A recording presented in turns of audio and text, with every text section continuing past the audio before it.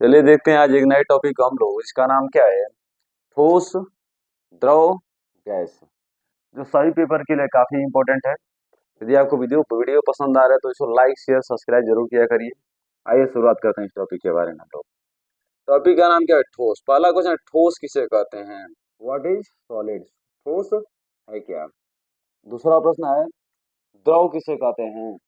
और तीसरा प्रश्न है, गैस किसे कहते हैं? तीनों के बारे में एक एक करके जानकारी हम लोग ले रहे हैं। पहला क्वेश्चन, ठोस किसे कहते हैं? वे पदार्थ जिनके आयतन एवं आकार दोनों निश्चित होते हैं क्या कहलाते हैं? ठोस कहलाते हैं। एक बार और सुनिए, वे पदार्थ जिनके आयतन एवं आकार दोनों निश्चित होते हैं ठोस कहलाते हैं। ठोस के अणुओं के बीच अंतराल सबसे कम होता है। ठोस के अणुओं के बीच अंतराल सबसे कम होता है। जैसे देख लीजिए, ठोस आपके सामने दिखाई दे रहे हैं, इनके अणुओं के बीच क्या है? अंतराल सबसे कम है। इनके अणु गति करने में असमर्थ होते हैं। इनके अणु इधर उधर गति करने में क्या होते हैं? असमर्थ होते हैं, लेकिन अपनी जगह पे कंपन करते रहते हैं। इनके अणु गति करने में असमर्थ होते हैं, लेकिन अपनी जगह पे क्या करते रहते हैं? कंपन करते रहते हैं। फिर एक काफी इंपोर्टेंट क्वेश्चन बन जाता है कि ठोस जिस बर्तन में रखे जाते हैं उसकी आकृति को ग्रहण नहीं करते हैं। ठोस जिस बर्तन में रखे जाते हैं उसकी आकृति को ग्रहण नहीं करते हैं। जैसे मान लीजिए, लोहा, एल्युमिनियम, कॉपर, ईंट, पत्थर, लकड़ी, दीवाल, ये सभी क्या हो जाएंगे? ठोस हो जाएंगे। ठीक है, एक बार और देख ले रहे हैं ठोस के बारे में। हम लोग ठोस की पूरी परिभाषा हुई, शुरू से ध्यान ध्यान सुनिएगा। वे पदार्थ जिनके आयतन एवं आकार दोनों निश्चित होते हैं ठोस कहलाते हैं। ठोस के अणुओं के बीच अंतराल कम होता है। इनके अणु गति करने में असमर्थ होते हैं, बट अपनी जगह पे कंपन करते रहते हैं। ठोस पदार्थ जिस बर्तन में रखे जाते हैं उसकी आकृति को ग्रहण नहीं करते हैं। जैसे लोहा, एल्युमिनियम, कॉपर, तांबा, प्लेटिनम, ईंट, पत्थर, लकड़ी इत्यादि। ठीक है, ये जानकारी हो किसके बारे में? ठोस के बारे में। तो इसी तरीके से देखते हैं द्रव किसे कहते हैं। What is liquid? द्रव है क्या?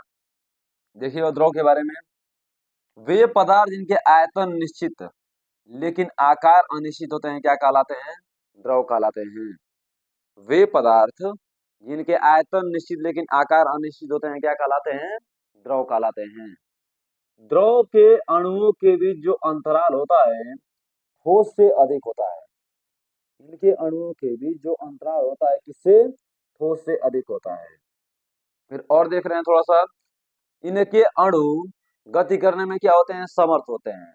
मतलब इनके अणु आराम से अपनी जगह पे गति कर लेते हैं। ठीक।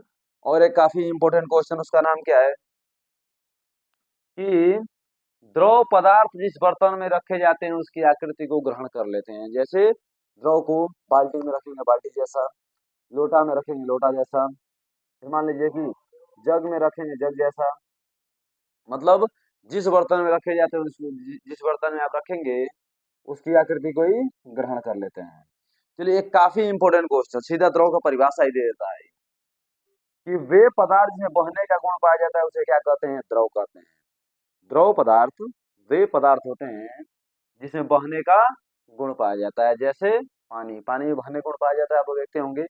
पानी क्या होता है? द्रव होता है। चलिए एक बार और इनके बारे में रिवीजन कर ले रहे हैं थोड़ा सा हम लोग। क्योंकि रिवीजन, द्रव की परिभाषा, द्रव वे पदार्थ होते हैं जिनके आयतन निश्चित लेकिन आकार अनिश्चित होते हैं।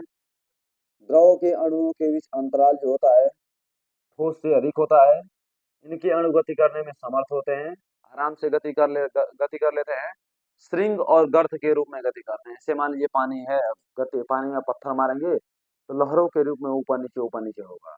लहरों का ऊपर उठना क्या कहलाता है? स्प्रिंग। नीचे गिरना क्या कहलाता है? गर्त कहलाता है।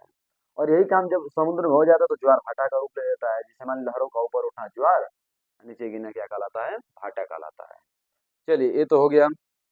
अब देखिए, ये जिस बर्तन में रखे जाते हैं उसकी आकृति को ग्रहण कर लेते हैं। जिस बर्तन में रखे उसकी आकृति को ले लेंगे और इनमें बहने का गुण पाया जाता है। जैसे पानी, पेट्रोल, डीजल इत्यादि। ठीक है, तो फिलहाल दो टॉपिक के बारे में जानकारी ली। पहला क्या था? ठोस। दूसरा क्या था? द्रव। तीसरा एक और काफी इंपोर्टेंट टॉपिक टाइप है, इसका नाम क्या है? गैस। गैस के बारे में थोड़ा सा जानकारी हम लोग ले रहे हैं। गैस किसे कहते हैं? What is gas? गैस है क्या? देखिए, गैस वे पदार्थ होते हैं जिनके आयतन एवं आकार दोनों क्या होते हैं? अनिश्चित होते हैं। गैस वे पदार्थ होते हैं जिनके आयतन एवं आकार दोनों अनिश्चित होते हैं। गैस के अणुओं के बीच अंतराल सबसे अधिक होता है। कोई प्रश्न आपसे पूछ दे, ठोस, द्रव, गैस तीनों में सबसे अधिक अंतराल किसमें, अणुओं के बीच अंतराल सबसे अधिक किसमें होगा? गैस में होगा। और इनके अणु जो गति करते हैं सबसे तेज करते हैं। ठोस द्रव की अपेक्षा सबसे तेज किनके अणु गति करते हैं? गैस के अणु गति करते हैं। ये काफी इंपॉर्टेंट क्वेश्चन बनता है। किस अवस्था में द्रव्य का प्रसार अनंत तक किया जा सकता है? किस अवस्था में द्रव्य का प्रसार अनंत तक किया जा सकता है? किस अवस्था में पदार्थ का प्रसार अनंत तक किया जा सकता है? उसका नाम क्या है? गैसीय अवस्था। जैसे मान लीजिए कि हमारे मुंह से कार्बन डाइऑक्साइड गैस निकल रहा है, वो इस वायुमंडल में कहाँ पे जाएगा आप उसको बता नहीं सकते हैं, कहीं भी जा सकता है वो। ठीक है। फिर मान लीजिए कि नाइट्रोजन, ऑक्सीजन, कार्बन डाइऑक्साइड, नियान, फिर मान लीजिए कि बहुत सारी गैसें हैं, सभी गैसों का प्रसार अनंत तक किया जा सकता है। ठीक है। इस तरीके से करके हम लोग किन कितने टॉपिक को देखो, 3 टॉपिक को देखें, ठोस, द्रव और गैस। एक बार में फिर मैं रिवीजन तीनों के बारे में कर दे रहा हूँ, ध्यान सुनिएगा, दिमाग एकदम स्थिर करके सुनिए। ठोस के बारे में, ठोस वे पदार्थ होते हैं जिनके आयतन एवं आकार दोनों निश्चित होते हैं। इनके अणुओं के बीच अंतराल बहुत कम होता है। इनके अणु गति करने में असमर्थ होते हैं। ये जिस बर्तन में रखे जाते हैं उसकी आकृति को ग्रहण नहीं करते हैं, जैसे लोहा, एल्यूमिनियम, कॉपर, प्लेटिनम, ईंट, पत्थर इत्यादि। द्रव वे पदार्थ होते हैं जिनके आयतन निश्चित लेकिन आकार अनिश्चित होते हैं। द्रव के अणुओं के बीच अंतराल ठोस की अपेक्षा थोड़ा अधिक होता है। इनके अणु गति करने में समर्थ होते हैं। इनके अणु श्रृंग और गर्त के रूप में या ज्वार तथा भाटा के रूप में गति करते हैं। द्रव पदार्थ जिस बर्तन में रखे जाते हैं उसकी आकृति को ग्रहण कर लेते हैं। द्रव पदार्थ जिस बर्तन में रखे जाते हैं उसकी आकृति को ग्रहण कर लेते हैं। एक काफी इंपॉर्टेंट बात, द्रव पदार्थों में बहने का गुण पाया जाता है, जैसे पानी। गैस पदार्थ वे होते हैं जिनके आयतन एवं आकार दोनों अनिश्चित होते हैं। इनके अणुओं के बीच अंतराल सबसे अधिक होता है। काफी तेजी से इनके अणु गति करते हैं। इस अवस्था में पदार्थ का प्रसार अनंत तक किया जा सकता है, जैसे nitrogen, oxygen, carbon dioxide, sulphur dioxide इत्यादि। ये सभी क्या होते हैं? गैस होते हैं। चलिए कुछ बेसिक प्रश्न हम आपसे पूछ रहे हैं। जैसे मान लीजिए प्रश्न बने कि लोहा क्या है? लोहा क्या है? ठोस है। ईंट क्या है? ठोस है। एल्यूमिनियम क्या है? ठोस है। पानी क्या है? द्रव है। पेट्रोल क्या है? द्रव है। फिर मान लीजिए कि डीजल क्या है? द्रव है। कार्बन डाइऑक्साइड क्या है? गैस है।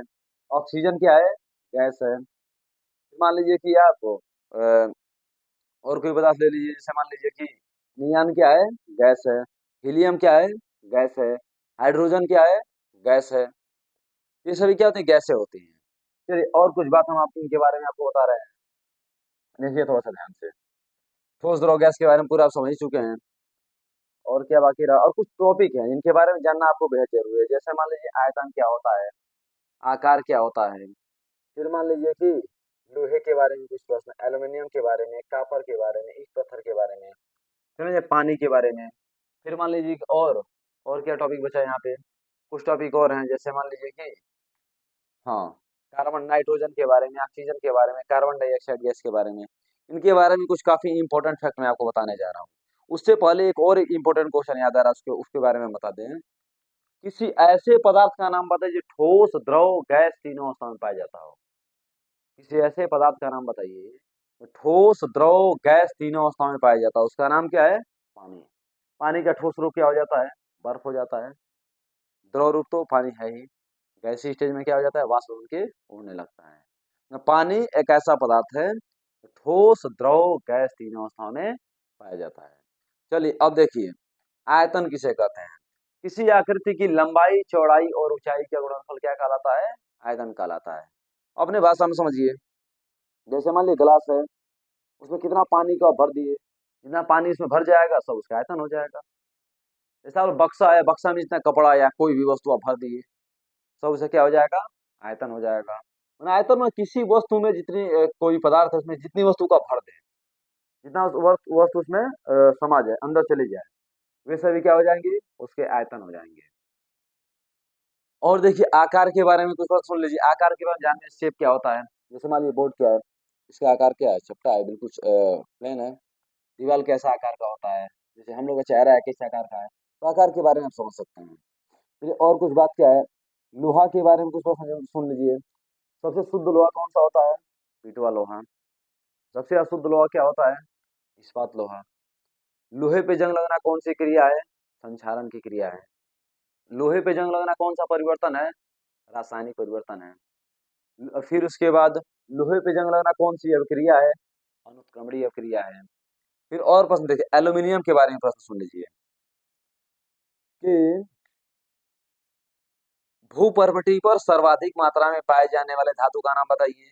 एल्यूमिनियम। एल्यूमिनियम का सूत्र क्या होता है, Al। परमाणु क्रमांक कितना होता है, 13। परमाणु भार कितना होता है, 27। ठीक है। और कुछ कुछ प्रश्न सुनिए। एल्यूमिनियम एक ऐसा पदार्थ होता है, एक ऐसा धातु होता है जिसपे जितना ज्यादा जंग लगता है उतना ज्यादा मजबूत होता है। मतलब इस पे जंग लगबे नहीं करता है। इसीलिए सरकार द्वारा जो लाइट मिलती है, जो एसी अल्टरनेटिव करंट मिलता है ना, उसमें लोहे की जगह पे एल्यूमिनियम का प्रयोग किया जाता है, क्योंकि एल्यूमिनियम में जंग नहीं लगता। इसके काफी इंपॉर्टेंट अयस्क है, इसका नाम क्या है, बॉक्साइट, Al2O3। चलिए, ये तो एल्यूमिनियम के बारे में प्रश्न हुआ।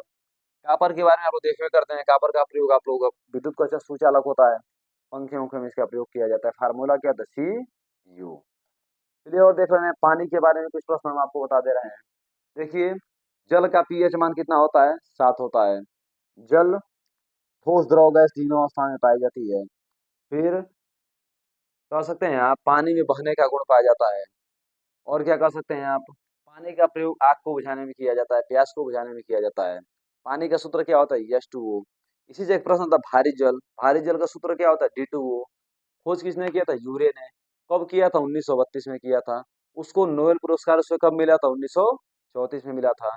भारी जल पाया कहाँ पे जाता है, सामान्य जल के 6000 बूंदों में से एक बूंद किसका होता है, भारी जल का होता है।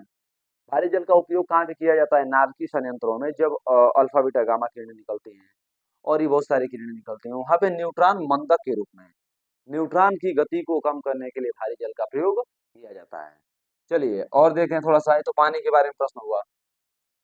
थोड़ा सा हम लोग नाइट्रोजन के बारे में ध्यान देते हैं। वायुमंडल में सर्वाधिक मात्रा में पाई जाने वाली गैस कौन सी है, नाइट्रोजन। कितना प्रतिशत, 78%। यूरिया में नाइट्रोजन कितना प्रतिशत पाया जाता है, 46.66%। यूरिया का सूत्र क्या होता है, NH2CO, NH2। प्रयोगशाला में सबसे पहले किस कार्बनिक पदार्थ का निर्माण किया गया था, यूरिया का।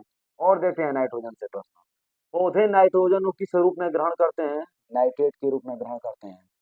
नाइट्रोजन को नाइट्रेट में बदलने का काम कौन करता है, राइबोजियम नामक जीवाणु करता है। नाइट्रोजन स्थिरीकरण प्रक्रिया में राइबोजियम नामक जीवाणु सहायक होता है। चलिए और कुछ प्रश्न देख ले रहे हैं हम लोग।